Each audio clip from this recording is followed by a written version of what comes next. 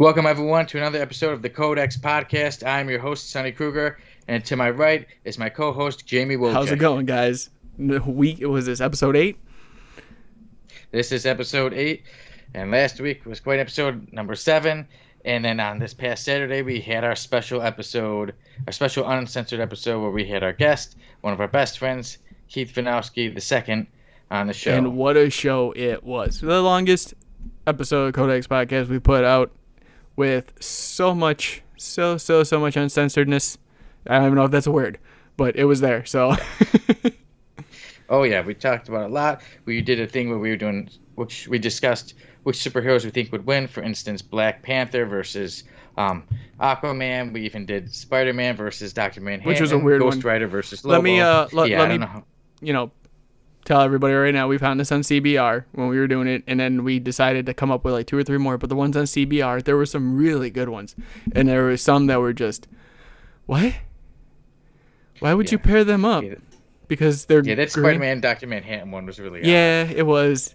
I mean, it didn't make any sense, I think, to even know somebody that hasn't seen a comic. So, what are you gonna do? Yeah, but we did that, and then I definitely have to mention that there was a battle. Me and Jamie. Oh, we're going there. We're going to this. Okay, cool. We have to mention who knows more about comic books. Okay, I'm gonna stop and you right tell there. Who the winner was? I'll tell him. Look. Sonny won because I wagered 50 points, which there was rules made up in the middle, which I didn't understand. But I wagered 50 points. That was given before. They weren't given. We were making rules up as we went. But there is a question, and I want to know who actually found this question out. Keith asked us a question that I didn't like. If the person who sat there and counted has to like live in Batman land, or has certain fantasies about what Batman can do to that person, because the question was, how many sexual partners has Batman had throughout Batman? And I had to ask the question, now is this counting the TV shows and the movies? Because in a couple of the anime series, he's always having relations with somebody. But I was actually one person off. I was one number off, I think it was. But it was just a wild guess. But that question should not have been a question. Sonny's getting stuff like what was it? What was the one you got? I had 400 points and you had 0 because I wagered them all at the end. But and you also like some of the questions. Like I said, I got when did Carnage debut? You got what do Vision and Red Tornado have in common? Then I did take your question about something with the who used the name, something whiteface.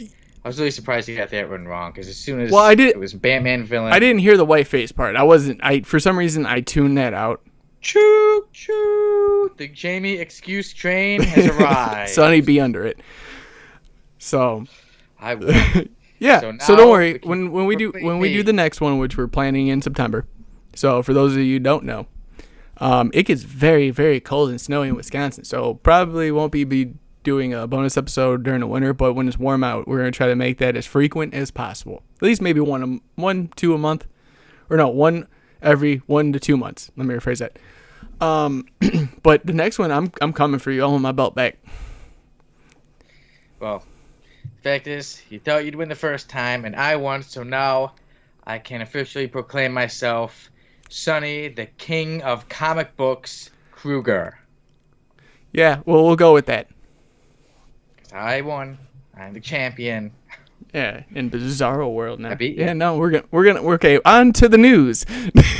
Yeah, that's the news. But first, there is one thing that got me mad about the last episode.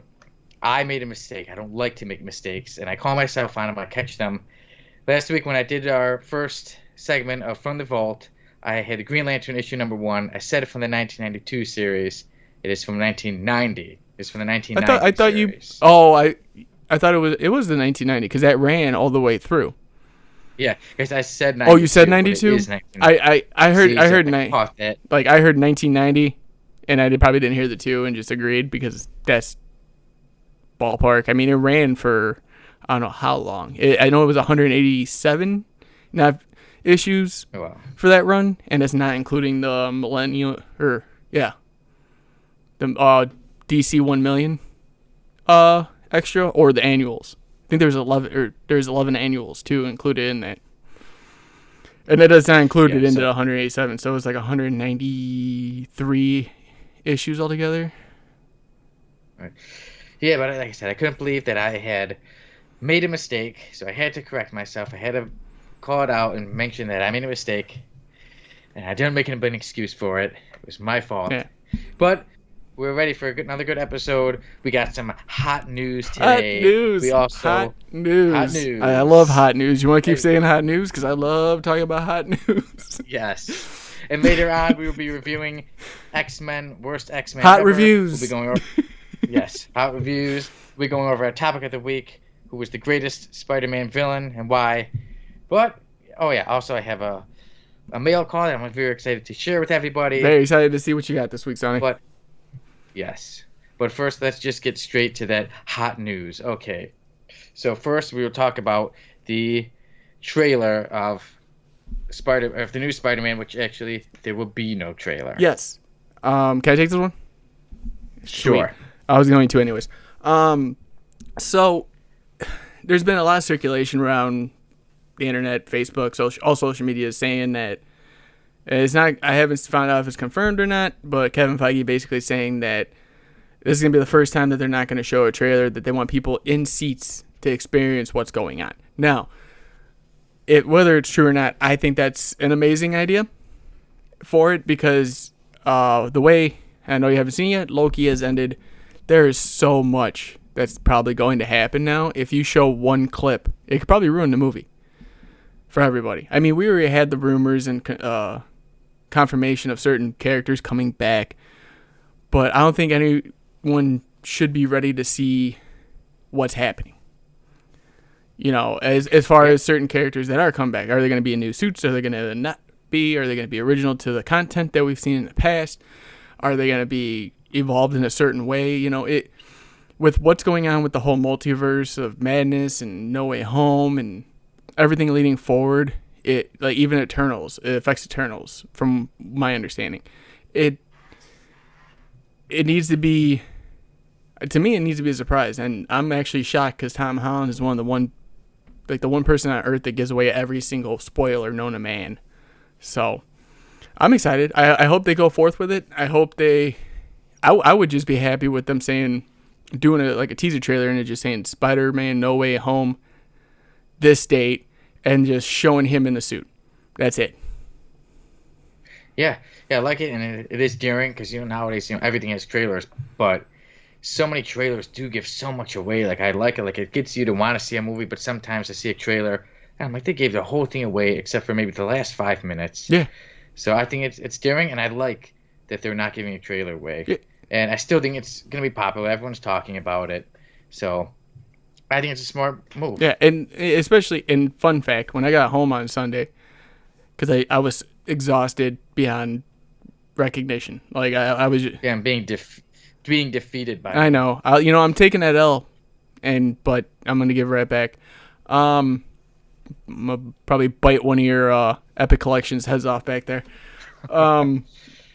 But I was for some reason YouTube jumped. I was watching something, and then YouTube jumped on like top 30 trailers coming out this year and next, and they had all the trailers. And I kind of sat back and I watched them, and I had that moment of, I just had the whole movie told to me in less than 2 minutes, and it was like, do I want to see it now because I know the premise?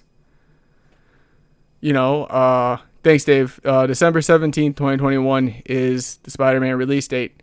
And if Dave was listening, that's not what we're talking about. But thank you, Dave. I forgot that date. But they showed certain trailers for like certain movies that I've never heard of, or ones that I was excited about coming out that I didn't get a chance to sit down and actually watch a trailer because I'm too busy watching trailers for our podcast. It just ruined it for me. Like, the amount of information you're told throughout it is just... I remember we were talking about this on, if you guys haven't yet and seen the uncensored version over at twitch.tv/Codex podcast from this past Saturday. I even talked about it on there when they did Batman 89 with Michael Keaton. Jack Nicholson. It was just Batman. And then they showed the names, and that was it. That should be the way it is. Or if you show like a snippet, not something 2 to 3 minutes. I think 3 minutes is too long for a trailer, especially if you're trying to get people's attention. Yeah, and too, like I said, they're making these trailers, and like, yeah, their trailers are great, but like I said, they're giving too much away.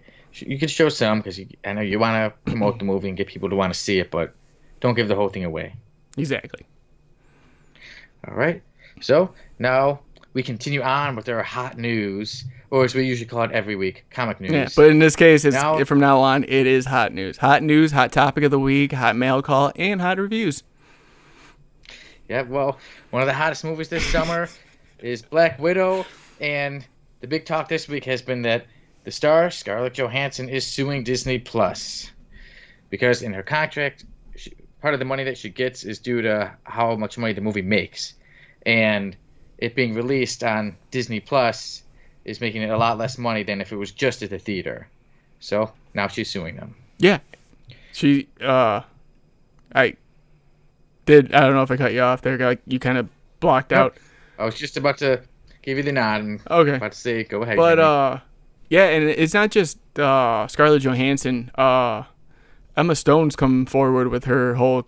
She was in Cruella, and she hasn't received the same funds. Her publicist came out and basically said in her contract she was told she was gonna make X amount, and she hasn't made X amount yet for it. And that was before Black Widow, I believe, that it came out.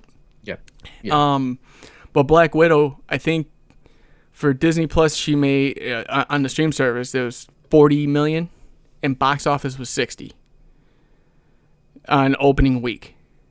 So, though a lot of those funds got to go to them.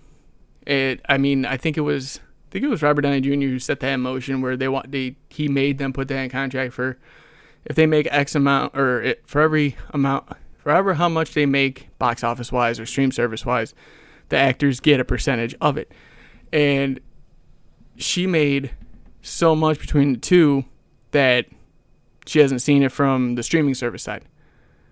The box office, yes, as far as going to the theater, but from Disney Plus, she hasn't seen anything. And there's people that are backing her, like Kevin Feige. There are people that are, even some of the cast members have come forward and said, hey, that's not right. Pay the woman.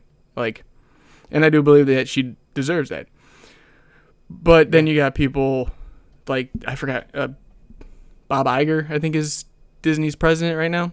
And he's like, in the tagline, I love it every time I see it, it's like, he's mortified that she came out and publicly made this announcement. Well, if you paid her, she wouldn't have. Yeah. Yeah, and a lot, too, when it comes to, like, actors and actresses, it's not really them who's like, hey, I want my money. It's more they have so many people who deal with their contracts and who get paid and things like that. So a lot of it is those people saying, hey, you didn't get this, let's go forward with suing them, and then Star just does what they do. Yeah. Yeah. Okay. So now we move on to more hot news. We get on to Batgirl, and it has been known that it has been confirmed that J.K. Simmons will be returning as Commissioner Gordon in Batgirl. Jamie, I'll let you take it away. Oh my God, we were talking about this last week. I'm so but you know what? At this point, unless it's like the TV series that have nothing to do with the continuity of the movies, they should just stop. Like, I am biased that I'm a DC fan. I will tell you, I love both. But if I had to pick, it would be DC all day. But I'm so disappointed in the route they went with this. Like, you had the perfect opportunity to merge Batgirl with the Robert Pattinson Batman, because it isn't even like a race bending aspect. It's more of a continuity aspect to me, where you have Jeffrey Wright as Commissioner Gordon in the movie. You're gonna bring J.K. Simmons in for the actress of color and Batgirl, even though the whole Snyderverse is over. That makes zero sense to me. Like, it baffles my mind. It shouldn't be that way. I think personally. People comment, agree, disagree, please. I want to hear your thoughts, but to me, it was the wrong move. Not now. It's just a standalone Batgirl movie that everyone's gonna be like, I don't care. Yeah, I think that's like you said. One thing is that the Batgirl. I think, like I said, it's gonna be a standalone. I don't think it's gonna go with any of the other stuff, with any of the other movies. And then it's a big chance because now it makes it where people, if it doesn't do so well, it could possibly be forgotten. Yeah, And like if you look at all these DC movies that go together, or like say Marvel, how all these movies go together. If you go, let's watch them all together. They go and they lead up to this movie. Batgirl doesn't go with anything with the DCU, so I think it's gonna pretty much be forgotten.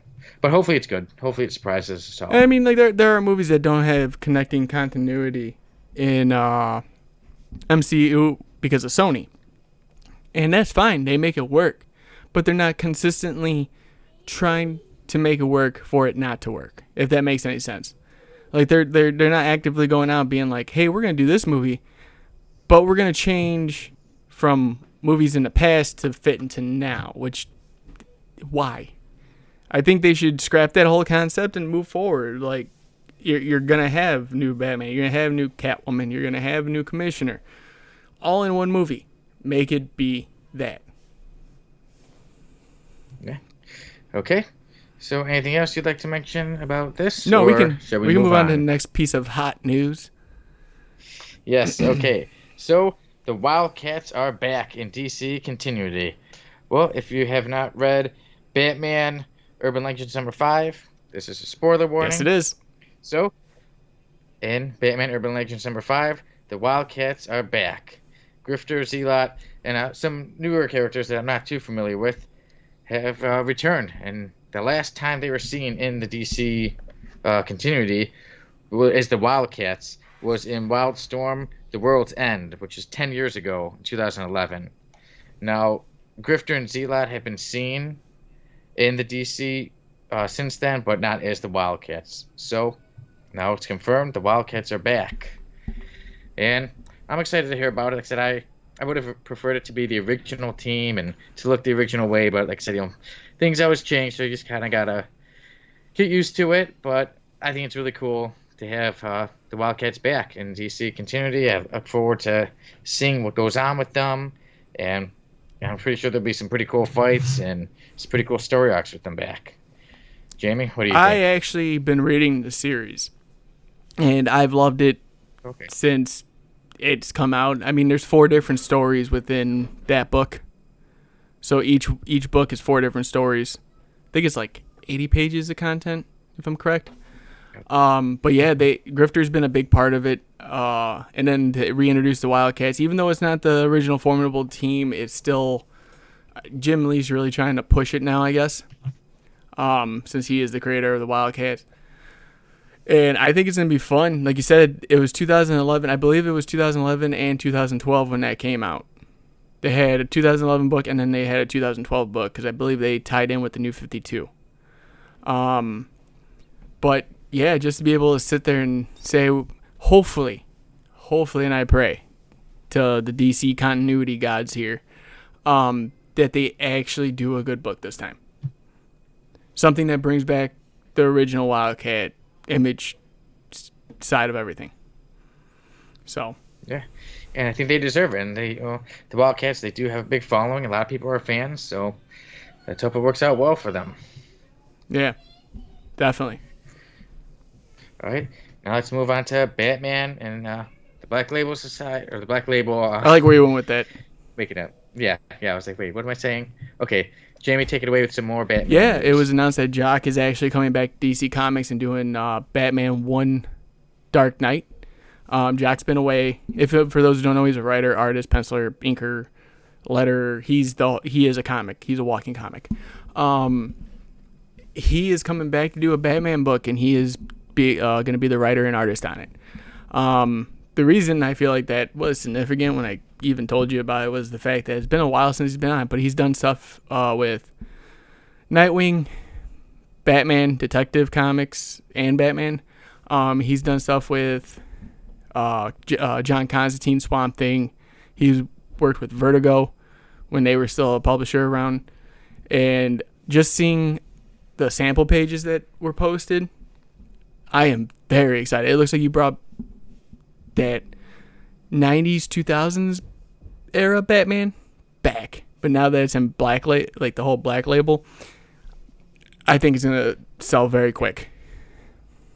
Yeah, like I said, Black Label. We've reviewed some Black Label books already. Like I said, Batman White Knight was on our first episode, and we did Luther in the second episode. So yeah, who knows? Maybe in the future we'll be doing this Batman. I hope so. This is one that when it comes out, I would love to cover. Yeah, so it'll be good. Should be interesting. I think it'll be a good read. I'm excited for it. It just looks, even just the art alone looks amazing. Okay, and now we move on to, as we mentioned before, we're talking about Jim Lee. Jim Lee has raised over $800,000 with his 60 and 60 sketches, and he has done that to raise money for local comic book shops that struggled throughout the pandemic. And that's pretty amazing. Yeah, Jim Lee is one of the greatest artists there is, and it's awesome that he has put his skills to use and to help others in need. Yeah, I totally have to agree with that, because during that whole pandemic, I remember because I was living in Illinois when it started, and my comic shop that was a couple blocks away from me, there was like curbside pickup, but they were talking about shutting down because they weren't getting revenue enough, and something like that, like, because I know I helped. I was buying back issues left and right as much as I could to keep them up and help. I wasn't keeping them up and running, but I was trying to help out as much as possible. But for Jim Lee to raise over that much, I mean, even if he picked a select, I don't know, 16 stores to give that money to, that's a big chunk of change to help. Yeah, it's amazing. Yeah. And you said they were all sketches, correct? Yep. 60 and 60 sketches. Oh yeah, then definitely, yeah. That man is the epitome of what you think of X-Men and Batman. And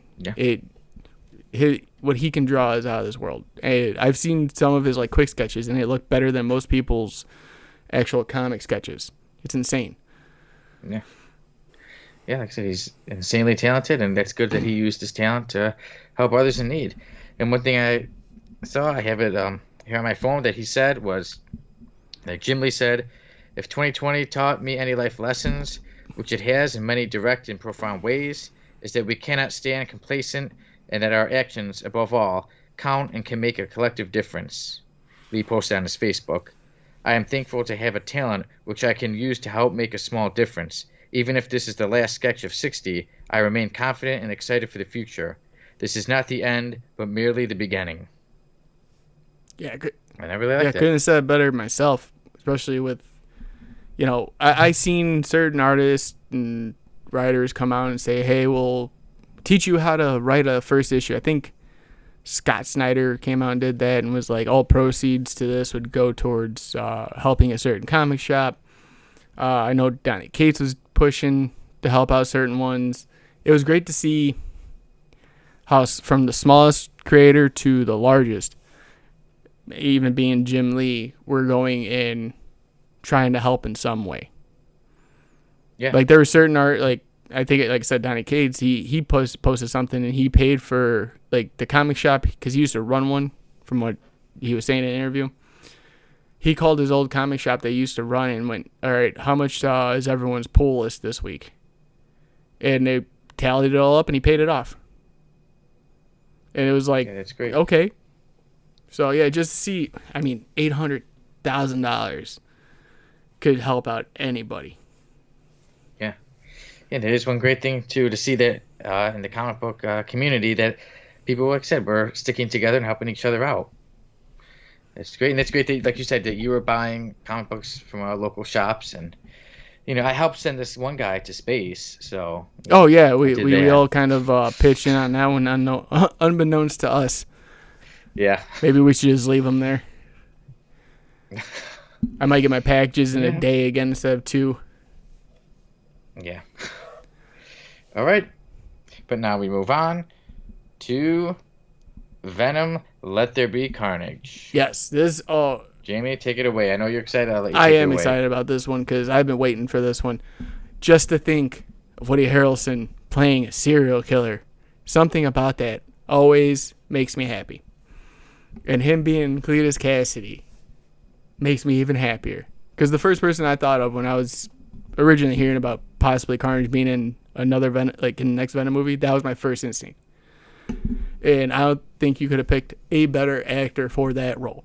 Now, the whole trailer itself, it has nothing. See, people are trying to make Spider-Man still be in continuity with Venom in some shape or form. And they even have theories of how they could fit it in now. I don't care about that. I thought Venom, the first Venom, was good as a standalone movie. They made it work. I think now, bringing Carnage in, you don't need Spidey now. You have your own little verse going on here. And I think that from what I saw from the trailer, again, I felt like it didn't give too much away, but it gave enough. Just seeing it was, I can't wait. I don't want to go back to theaters, but I may just go back to theater for that one movie. Yeah, for that one. Yeah, it did look good. I'm glad you sent me the trailer and I checked it out, and I liked it. I thought it was a good trailer. Like I said, it gets you interested, it makes you excited, but it doesn't give I don't think it gave too much away. And one thing I was kind of hoping, like, it would have been nice again when you think a while back, like, I would have liked to maybe see like a Maximum Carnage movie done or something. But you never know; it could still happen in the future. But I do like that it's Carnage and Venom, and they make great enemies for each other. So I think it's gonna be a really good movie. And like I said, Woody Harrelson is great being cast as Carnage, and I was a big fan of the movie Natural Born Killers, so I've seen him as a serial killer before, and I can tell you that he definitely nailed the part, and I'm very confident that he'll nail the part of Carnage. So, yeah, it's great. The movie looks great. I'm excited for it. I did. I was gonna say I did like the part. Sorry to cut you, but the part at the end where he becomes Carnage and they're like in a church or something. And then he becomes Carnage, and Venom just like recedes back into Eddie Brock, and he's like, "That one's red. We don't mess with them." I died, dude. I was like, just because he's red, he's like, "We don't touch those." And he's like, "You could eat anybody," and he's like, "All right, I'm out." Yeah. He says, "Yeah, I'll let you eat anybody, really anybody." So yeah, I think the movie will be good. Good action, and it'll be have its funny parts. So I'm excited for it. Yeah, I'm very. Okay, speaking of Marvel movies, now we move on to The Eternals and Shang-Chi. It has been announced that both movies will only be released in theaters, no streaming services. And it definitely has to deal with the controversy with the things about Black Widow and the Cruella. So now Marvel movies are starting to only be released in theaters, and that is the case with The Eternals and Shang-Chi. Any comments on that, Jamie? I think that doing that, both those movies are going to do poor box office numbers, honestly. I mean, if you look at what Black Widow did the opening week, I think, like I said, I think the figures might be a little off, but I think it was $40 million on Disney Plus, and I think it was $60 million in theaters. That you take away that 40, you just got $60 million. That's not the greatest opening, week. Especially for a Marvel movie. When we're talking hundreds of millions, billion, all that. I don't see these movies going too far just in theaters alone, especially with everything going on in the world. I do think they might I think they might see it after, I think Shang-Chi comes out first. I think they'll see it with that and then immediately go right back to the Disney Plus format for maybe even like 2 weeks in, they might put Shang-Chi on Disney Plus and then automatically be like, "Ha, just kidding. We're putting Eternals on there too. Got you guys." Like, so I hope they do well. I do. I just hope that they work everything out with Disney and you can move forward from that and all this and just, because honestly, I'd rather sit at home and watch it. If I had that opportunity. So. Yeah, and I think a lot does depend on the pandemic and how things are going. Like, I know everything's different in the world, in different parts of the world, different parts even of the country. Like I said, I'm in Illinois, you're in Wisconsin, and there's talks here about, is there going to be another shutdown? That really affects on if the movie will be at theaters, because if all these states are having shutdowns, then they may say, you know what, we have to go back to putting movies on Disney Plus. But if let's say everything stays open, there are people who just want to go and they just want to get out just to see a movie. Oh, there's a superhero movie. Fine, I guess we'll see that. But I don't think Shang-Chi and the Eternals will do as good just being at the theaters as movies. Like obviously they're not going to be as big as Black Panther or Avengers, nothing like that. They're also not too known of characters. Like I think they'll be pretty popular, but they're not going to be huge movies. I don't think Shang-Chi will be like a Black Panther. I don't think the Eternals will be like an Avengers. Yeah, I do agree with you on that. Because we have, I think it's like the Bay Area in California is already, as of tomorrow, or as of today, I believe, is back on full mandatory masks, whether you're vaccinated or not, in the Bay Area. I know when I was down visiting you guys, it was like half the people wearing masks, half people aren't. They still have all the plastic guards up for everybody in their own little cubes. Mm. And I'm like, well, I got vaccinated. Like, I felt weird walking through there for the first time in a while, because up here it's like, what pandemic?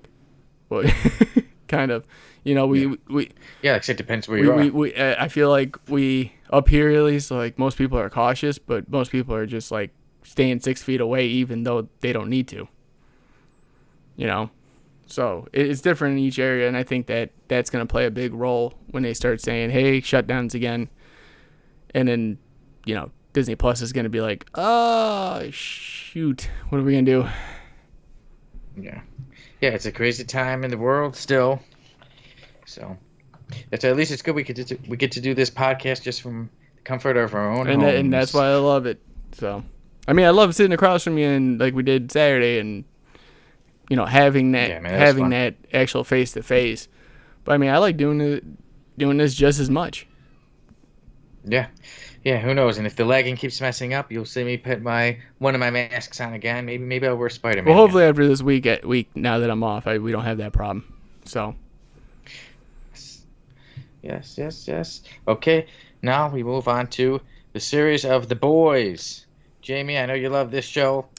You know what the topic of what we'll be talking about with it. I'll just let you take it away from here. Thank you, Sonny. The Boys has already been confirmed for season 4, even though they're still filming season 3. I am so happy about this. That show has, I don't know how to put it into words, but it's brought up that indie feel for so many, kind of like The Walking Dead did when it was at the beginning of The Walking Dead. Not more now, but when The Walking Dead first premiered, everyone was talking about it. Everyone wanted it. It was extended for so many seasons, but this has been so good that they are literally just extending extra seasons already. And now with the addition of Jensen Ackles playing Soldier Boy, you're just adding more firepower to your roster. There's talks of more people. Nothing's been confirmed yet, so I don't want to be one of those people that would be like, oh yeah, rumor has it. But as of right now, they're just catching lightning in a bottle with this show, and you don't get that very often. Yeah, like I said, it's a big statement. Yeah, I said it's a big. Sorry, I did cut you off. It's on me. That is a big statement. Like I said, for them to confirm season 4 as season 3 is filming. I'll let you continue. But no, it's fine. You cut me off anytime. But even with Invincible, the animated one, first off, they already confirmed that there's gonna be season 2 and 3. After season 1, almost, I think it was like before the last episode of season 1, they already confirmed it, which is awesome because the show did amazing. And now they're already talking about a live action adaptation of the show. So now you might have 2 continuous shows at the same time. So I'm loving it. I can't get enough of it. It's been amazing. The Boys has been an amazing run. Very uncensored. Let's just put it that way. Yeah, and to me that actually kind of makes it stand out. It makes me a little bit more interested, especially since, time for me to plug, I have my book, Once I Was a Superhero, on Wattpad, and that's more, like I said, a more kind of uncensored thing. So then seeing about this show called The Boys, I'm like, oh, you know what? Maybe I should watch it. Maybe I'll see similarities. Maybe I'll just find a show that I really like.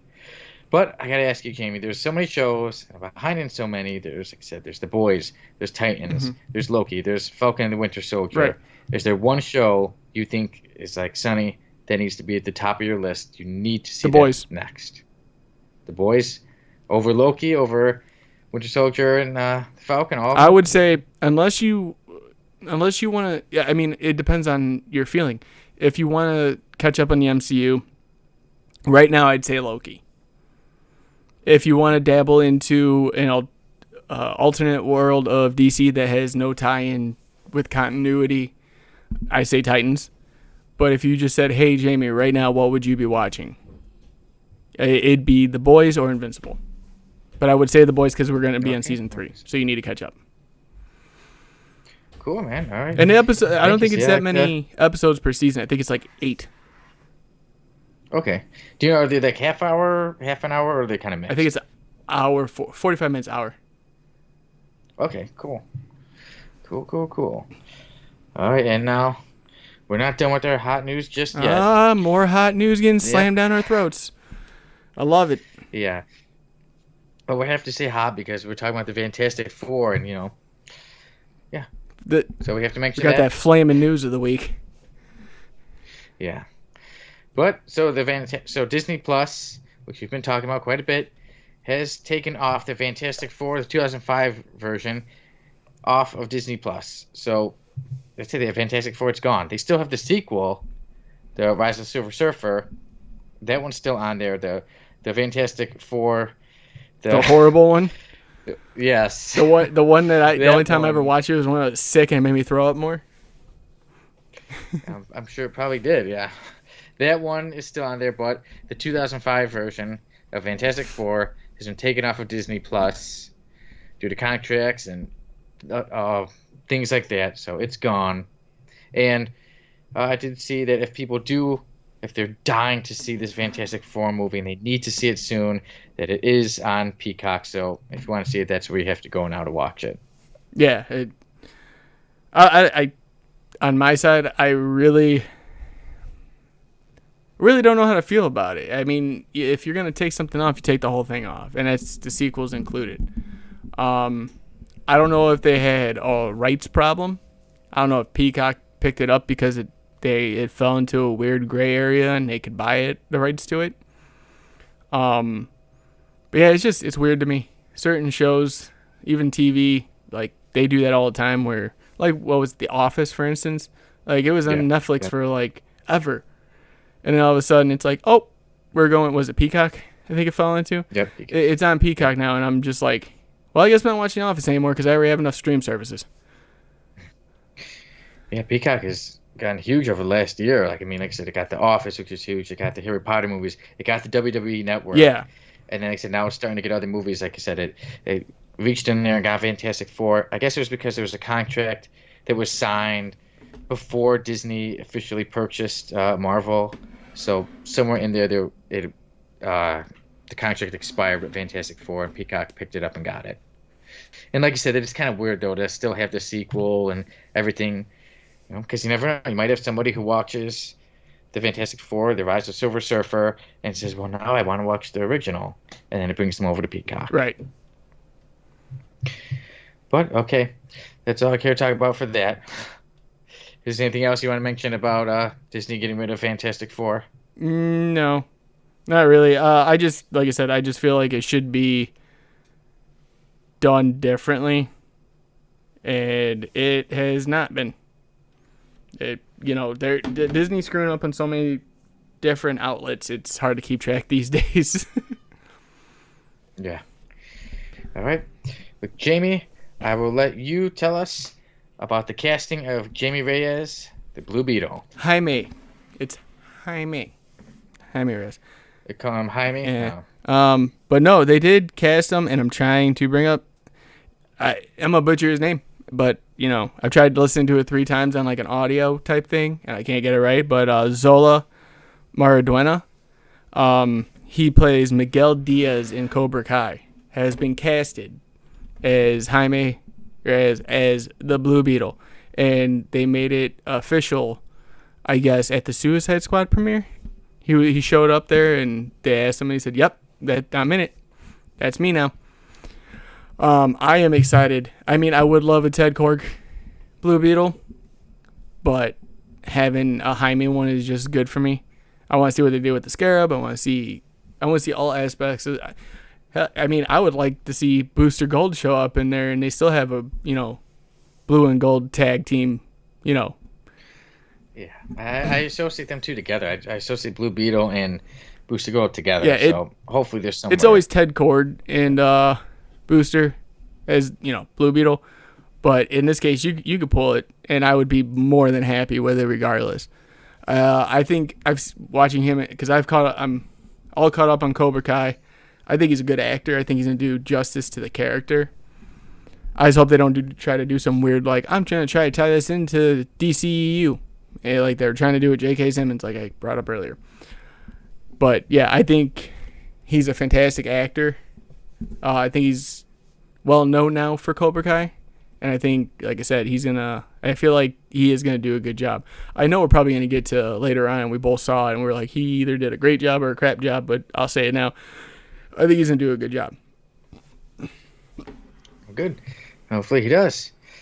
So, there we go. That is our comic book news, our hot news of the week. We'll be back with more hot news next week. All right. But now when we were going over a recap, there was something that I wanted to mention, and I can't believe I missed it. I just got so excited about the news. During our special episode, our special guest Keith asked us about characters with disabilities, and because a lot of it was last minute. So sometimes when someone asks you a question right off the bat, suddenly your mind you come up with a few characters, but you forget some. So we mentioned Moon Knight and WizKid, but there are so many. Now I'd like to go a little bit more into that because I'm like, how did I forget this character and that character and that character? There are some great characters in comic books that do have disabilities, like one being Daredevil, was blind. Yeah, and you got Echo, who is now control of the Phoenix Force. She's deaf, completely. Okay, so she's deaf. Completely deaf. Yeah, I'm a huge X-Men fan, and there he is on my Professor Charles Xavier. Yeah, I brought him up on the special. I said him, and then we kind of passed him up and went on to other things. Because you were talking about, I forgot who it was, but he was in a wheelchair. WizKid? Oh, okay. WizKid. Yeah, him. And then you also got Hawkeye, too. He's partially deaf. Okay, Hawkeye. In the comics. Yeah, and then Black Bolt from the Inhumans. He technically could speak, but he's just so loud, and he doesn't want to do so much damage, so he just chooses to stay silent, and he uses sign language. So, he's a character who uses sign language.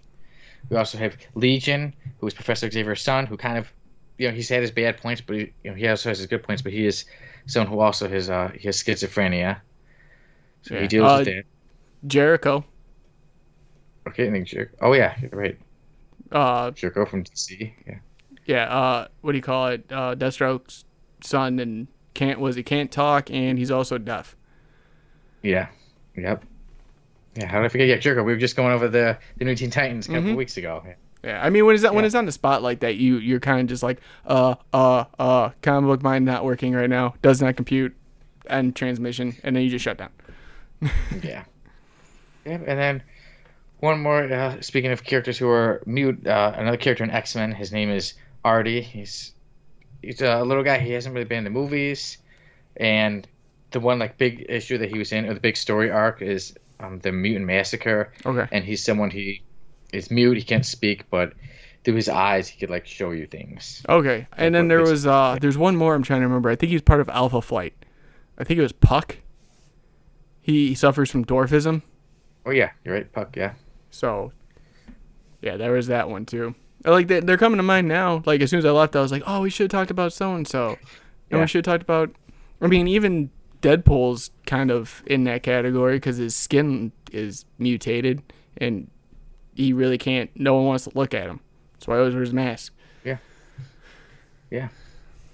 So that's good. Yeah. So I did want to bring up more characters with disabilities, and I do think it's great that comic books, like I said, so long, and I'm sure now there's obviously even a lot more characters, but that they include characters who have disabilities and show that you can still do so many great things even with your disabilities. Yeah, and like I said, there was one more, and I'm trying to remember, so if anyone finds it, please comment the name, but there is a speedster, and I looked it up. The name always forget, like I'm losing it, but she's an amputee, and she can run in like short sprints as fast as the Flash, but she can't keep up that pace. And then, now that I'm thinking about it, there's one more since I brought up amputee. Winter Soldier. He only has one arm. Yeah. Yes, exactly. And we talked about him a week ago. Didn't we? Yeah. Week? 2 weeks ago? Week? Week 2, yeah. Yeah. A few weeks ago. Yeah, because last week was the Hulk when we were So it was so that was 2 weeks ago that we talked about it. So. Yeah. Okay. Well, there you go. I'm glad we did get to discuss it more here. There's disabilities. And now, onto one of my favorite parts of the show, when I get to talk about my mail call. Do I get to guess? So, I mean, if you want. No money. I'm not picking up any money. No, that's fine. Well, come on. I'm broke. I just had hospital bills I had to pay today. Oh, and you also still owe me those Dracula comic Yes, I books am going to look for them. I made that very, very in-depth for the next time I come down to give them to you. Okay. As long as you don't bite Dracula's head off, I'm happy. I'm gonna run that till we're in the ground. So if anyone doesn't know what I'm talking about, go. I'm not the one who bites the heads off. Go to twitch.tv/Codex Podcast and look up our uncensored bonus episode, and you can hear all about it. And it's infamous glory. But yeah, if you want to give me a hint, I'll be happy to try to guess. What if? I already know which one it is. I think. Is it the Wolverine vampire? Well, that's one of the ones I have. Is there more what ifs? Yeah, I got a few. But yeah, so the first one I will show is a comic that we will be doing actually next week on the episode, and in the future there will be a Decoding Panels episode of it. Yes, there will. And it is What If Wolverine Was Lord of the Vampires? I actually like that cover. I might pick that up for myself. I think it's an awesome one. Yeah, like Wolverine, Jean Grey, Punisher in the background. And then on top of that, I also had to get What If Wolverine Had Been Lord of the Vampires during Inferno? Okay, I have no idea what that means. Inferno was a big story arc in X-Men, and dealt with Mr. Sinister, the Goblin Queen. Oh, okay. All right. And I also got What If Wolverine Had Married Mariko? I've heard that one. You have heard of it? Okay. And What If Wolverine Was an Agent of S.H.I.E.L.D.? That one. I actually have that one, I think. That's one of the very few what ifs I have. Okay. And the last what if I got for the week is What If Wolverine Battled Conan the Barbarian? Okay. That's actually one I'd be interested in. Yeah. So those are that's my mail call for the week. 5 what ifs, all featuring one of my favorites, Wolverine. And like I said, now that I've talked about having What If Wolverine Had Been Lord of the Vampires, that's what we'll be going over next week. And in the future, there will be a Decoding Panels episode of that. Oh, and Sonny, real quick, I got to plug this. We will be, hopefully, by this weekend, having the very first episode of Decoding Panels and be Captain America, Who Will Wield the Shield. We will be having the man behind Decoding Panels, the voice you will hear every episode we post about it, on pretty much as soon as after that airs. Whether it's me, Sonny, and him, or me and him, or Sonny and him, we haven't figured that out yet. But as soon as we all have availability, we will be all introducing them and going forth more into Decoding Panels.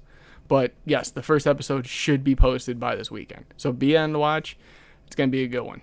Yeah. And if it's not posted this weekend, that is all on Jamie. It's not yes, and I will take full responsibility, and then I'll have to hear Sonny's excuses on why he can't answer his phone for the next week. Giving you time. The Sonny excuse train's moving on too. I just don't answer. I don't make up excuses. Why didn't you answer, Sonny? Oh, this thing about a dog. My dog. I'm working on a thing about a thing. Or let me rephrase that. A series about a series, just because I do care about you. And after this weekend, I did have fun, so I will stop making fun of a series about a series. No problem at all. And instead of always calling me, I want some updates on your comic book soon. We'll get into Yes. that another time, or if you have any updates now. No, because I was with you all weekend. Choo choo. No, I mean, that's truth. What do you want me to do? Sit there during the podcast and write it? Ideas. I got ideas. Every I already time. wrote them. We already got concepts. Good. I say we like it's me and you, but it's just me. Just like everything else. Don't worry, Sonny. I'll take care of it. Good. I hope You're used so. to hearing that. I will be on you about that. Yes, you will. I know it. Okay? Now, we move on to the topic of the week. And August 1st was National Spider-Man Day. So, our question of this week is, who is the greatest Spider-Man villain and why? Jamie has the top 3 picks of the week. Yes. And first we go with Rob Spittle. He put, I would go Norman Osborn. The amount that he has messed and ruined Peter, Gwen, the baby, torturing Peter in his daily life and forcing his hand within, his suit, like being Spider-Man and Peter Parker. It was a great pick. I mean, like I was saying in the pre-show, if you check it over on twitch.tv/Goldex podcast, we should have just made a poll. Because the amount of people that said just Osborn was like it. I couldn't ever. No one gave a reason why. On most of them, they just said, Norman Osborn. How hard is that? And I was like, okay, cool. Yes, something's better than nothing. Yeah, second one we have, which would be number 2 on the list of if we had a poll, is Doc Ock, and this is from Ryan Cobain, and he put one sentence, and this is why I picked it. He stole his life for the best part of a year, in which Superior Spider-Man was just Doc Ock in Spider-Man's body the entire series. They literally stole the man's life. So I think that was the best answer, other than he has mechanical arms and stops Spider-Man. Lastly, for someone I actually know, which we don't get a lot of, Tommy Sanders.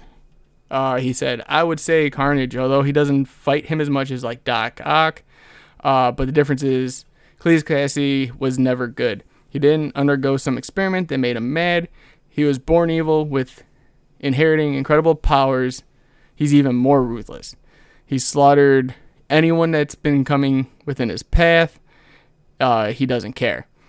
So my point is Spider-Man can't hold back against him, and he has to take him head on, or Cletus will not stop killing everyone to get to him, or just have fun with it. Either way, when Cassidy is around, there will always be carnage.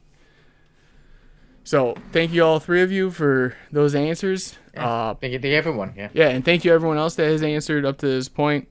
I feel like top 3 had enough room to, those 3 were mainly it. I mean, we had a couple honorable mentions where it was Venom, but a lot of people disgrace Venom now because of the fact that they kind of made him a hero more than a villain. So they kind of like pushed him aside. Yeah. So for me, like I said, I really like Venom, but I think it is that thing like where he's such an awesome character, but he's been a hero for so long. He said, like I said, his own comic where he's a hero. He says his movie where he's a hero. So that's I don't put him as the best villain. One thing to mention about Doc Ock is that some people were mentioning is that he was with Aunt May. Yeah. So it was, quite a stick to Peter Parker. But I do go with Norman Osborn, the Green Goblin. As I said, he's the one who killed Gwen Stacy. He's been a villain of Spider-Man's for so long. He's probably the most infamous Spider-Man villain. And it was mentioned in one of the comments about the baby, and that's referring to the Spider-Man Sins Past storyline, which doesn't go with the Spider-Man continuity, but it's its own story. And in that story, he impregnated Gwen Stacy, had twins with her, and killed her so that he can get custody of the kids and then turn those kids against Spider-Man. But even with that, definitely makes him the worst villain. But even without it, I still think, like I said, just him constantly being a thorn in Spider-Man's side and killing Gwen Stacy makes the Green Goblin the greatest Spider-Man villain. Okay. I mean, yeah, I agree with you on what he's done, but I gotta go with Carnage myself, and the only reason I gotta go with that is everyone kept bringing up Norman Osborn left and right, but there was a series that is in continuity where he can't defeat Spider-Man. So what does he do? He has someone steal a part of Carnage, the symbiote from Carnage, so he can form himself into Red Goblin and try to take on Spider-Man. And he just goes after him and does not stop. Like turning like his kid, like was it Normie, into a symbiote too. Like just when it comes to Carnage, everyone either tries to use him or Carnage finds a way to use everyone and doesn't care who's in his way. So I have to say, yeah, it's always going to be Carnage for me. Even though, like Tommy had said in his post, he's not the most notorious of being around, but when he is, he does damage. And he makes people remember who he is. Whether it's blowing up a restaurant with 24 people in it and not caring and walking out unscathed because of the symbiote, or just going on a killing spree without the symbiote suit on. You know, he just does not stop. Evil. Yeah, just pure, undeniable evil. And that's something Spider-Man always has to try to overcome. Yeah. Good. That's a good fun topic that we talked about. They said a lot of people say Green Goblin, but like I said, Carnage, very underrated, and like I said, just plain old evil and an awesome character, awesome villain. And like I said, when he's around, maximum Carnage. Yeah. So we continue that, and obviously within the next few days, we will post what the next topic of the week is. And now we move on to our review. So Jamie had given me, since I'm such an X-Men fan, X-Men, the worst X-Man ever. Now, this story focuses on a young mutant named Bailey. He is an outcast. I think he's very likable, but like I say, he doesn't have friends. He's not popular. He's an outcast. Mm-hmm. And his parents... spoiler, there'll be some spoilers. Or warning, there'll be some spoilers. Yeah. So, Bailey's parents tell him he's a mutant. They take him to Xavier's School for Gifted Youngsters, and Beast does some tests on him, and they find out that Bailey's one power is to explode, but he can only explode one time, and then he is dead. So, yeah, who would be happy after getting news like that? They walk out of the school, and then but one of the Sentinels stomps his parents to death. Yep. So now we have Bailey in the school. He meets Rags and Riches. Rags is a nice girl who is his friend, and Riches is her jerk brother. And then, so along the way, he's trying to figure out like his place, and he hates basically what's happened. Obviously, his parents were just killed. He has the worst power, and then we get Mystique, who comes along, and she's trying to persuade him to join the Brotherhood of Evil Mutants. Well, now they don't call them Evil Mutants, just Brotherhood of Mutants, led by Magneto. And the first thing they say to do is to kill Professor Charles Xavier. Along the way, Bailey meets Miranda, who is another young lady, and she basically is just like super powerful. She can make anything basically exist or not exist. She's just like basically one of the toughest mutants if she chooses to be. So we're going through the comic. It's only 5 issues, and then we get later on, and Bailey eventually does meet Professor Charles Xavier and asks him about, why do we do this? Do we believe it? What are we fighting for? Okay. And then I must say that I didn't care for Professor Xavier's response. The one thing about the comic is that I felt some of the characters, the X-Men, some of the classics, Wolverine, Professor X, Cyclops, and them, I don't think they felt to me like how they feel in the other comic books. It felt very different. It didn't seem like, oh, that's not them. Mm-hmm. But I really did like the new characters. I liked Bailey. Rags was nice. Miranda's nice and like super powerful. Riches is a jerk, but sometimes you need your jerks. You need your bad guys in there. Yeah. And then so I enjoyed it. I liked it, and then I think probably my favorite issue up until the very end was the last issue number 5. Like I said, I don't want to give too much away, but it goes a little bit into the future, and I thought it was really cool how they did it, going into the future, seeing these characters. And one of my favorite parts was when they're at this table, and it's like the most hated, or like it's like the worst X-Men characters ever.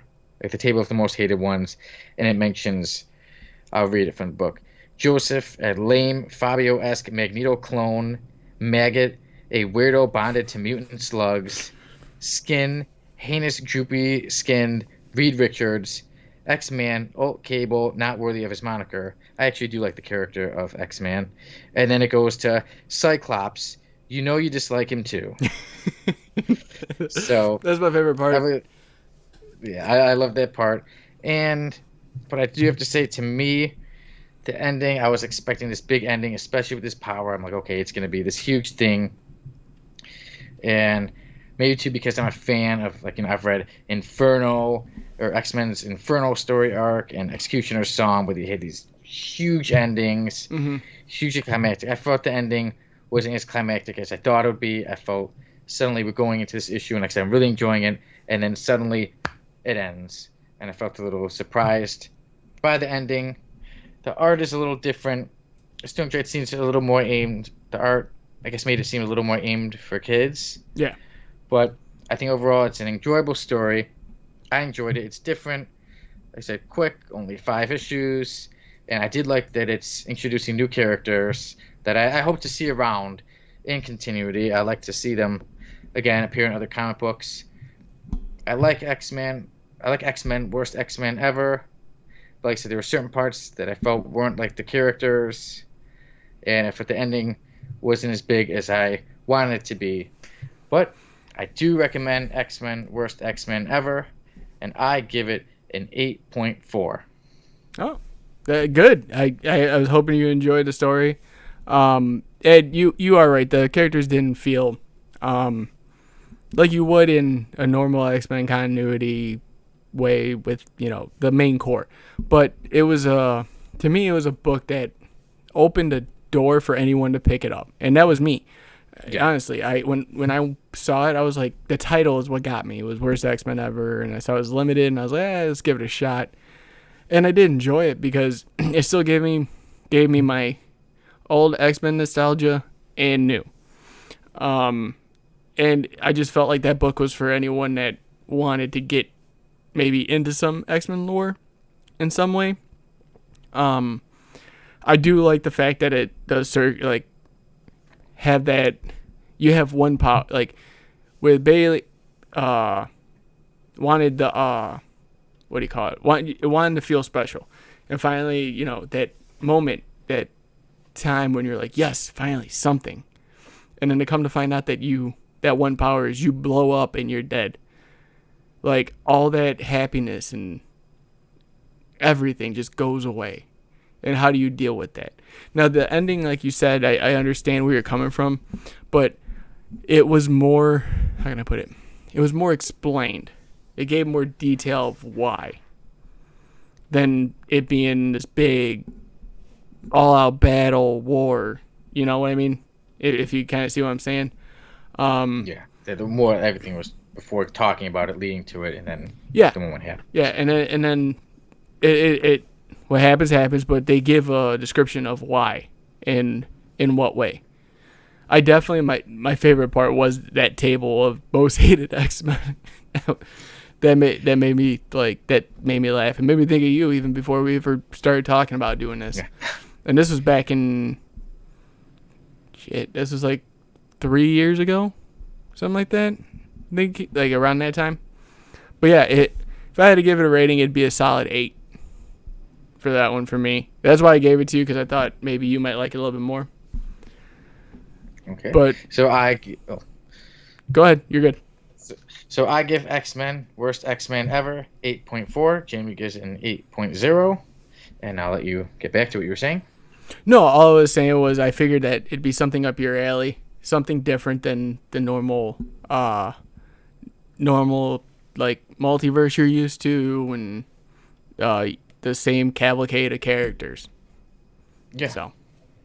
Yeah, I did like it. And I liked the new characters. And like I said, it was a good, quick 5-issue read to get through it. Where sometimes there's the one thing with X-Men when I'm going through them all is that some stories it was like, man, this is I'm fine reading them, but some of them are like, okay, it's 12 issues for this story arc, and then you finish it, and it's not really finished. You basically need like 10 more. I felt like the one thing with the Mutant Massacre is I felt like that was like, man, no real ending. It just keeps continuing on and on.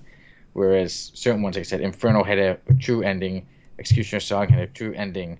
But like I said, X-Men Worst X-Men Ever was a quick 5-issue read. And like I said, it also was for somebody who, if they're not too sure where to pick up, you can literally pick it up, start it, finish it, and you're not going to be pretty much like, wait, what's going on? You're not going to be too lost. Right. And that's one of the reasons I liked it, because not being the biggest X-Men fan and picking something like that up that was only 5 issues gave me that exposure to X-Men for future reads. Like, it got me interested in certain characters again and brought up that nostalgia. So. Yeah. So, like I said, for me, I do hope to see some of those characters again in the future in other comic books. I would like to see them again. I like the new characters. And now we move on to next time's story. Well, next week, we've already said that next week we will be going over what if Wolverine was Lord of the Vampires.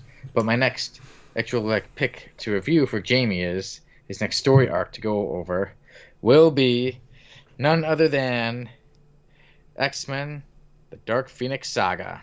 And I cannot wait for that. That's one when it comes to X-Men, that is one of the ones I've wanted to read because I've seen now 2 horrible adaptions of the Dark Phoenix Saga in movie form.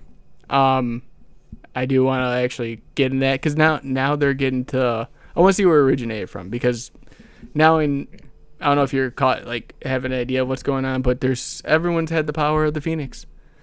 Everyone's been able to take it. Yeah. Now, like we were talking about earlier, Echo, she has the Phoenix. She's the new Phoenix. She has the Phoenix Force, and it's like, okay, so how did this originate? Because there's so much, there's so many retcons. Because at one point it was just a Jean Grey power, and now it come to find out that Thor's mother was the originator of the Phoenix Force, which they retconned into Avengers. Yeah, so now it's just so many people have it. It takes away what's special about it. Where this is the beginning. This is a must-read comic book for X-Men fans, and I think just for fans in general of comic books, it's one of the most important comic books, and I think you're gonna enjoy it. Yeah, you're definitely gonna say, what were the movies going for when you read this? Okay, cool. Yeah, no, definitely. Yeah, so I'm excited to review it and go over it with you, and I'm excited for you to read it and to discuss it with you. That will probably what do you think? Probably in 2 weeks? Yeah, I would. How many? Well, can you give us a rundown of what issues it is on your copy? Yeah, I believe it's okay. So actually, collecting Uncanny X-Men issues 129 to 137. So only 8 issues. Yeah, I can. Yeah, so 2 weeks. Yeah, they're all regular. Only the last one is like a double-sized one. Yeah, that's fine. 2 weeks. Yeah. Well, we should be able to do it. Yeah, so good. Next week, what if Wolverine was Lord of the Vampires? The week after that, the Uncanny X-Men, the Dark Phoenix Saga. And then I will give you my next pick. Yes, and then you will give me your next pick. All right. So, episode 8. Would you say we can call it a day? Yeah, definitely. I mean, yeah, we've already covered more than an hour, so. Yeah, we've already went past an hour again. Well, we're having fun. So I like to do this. I like to have fun, talk about comic books. Yeah, I could say, look forward to seeing you next week. And everybody, thank you again for watching. Yeah, thank you guys again. Remember, follow, like, subscribe, share, all that jazz. And just thank you guys again. When we find out more about the next time me and Sonny will be face-to-face, we will let you know. And you guys have a good one. We'll see you guys next week. Yep, see you next week. Take care. Bye.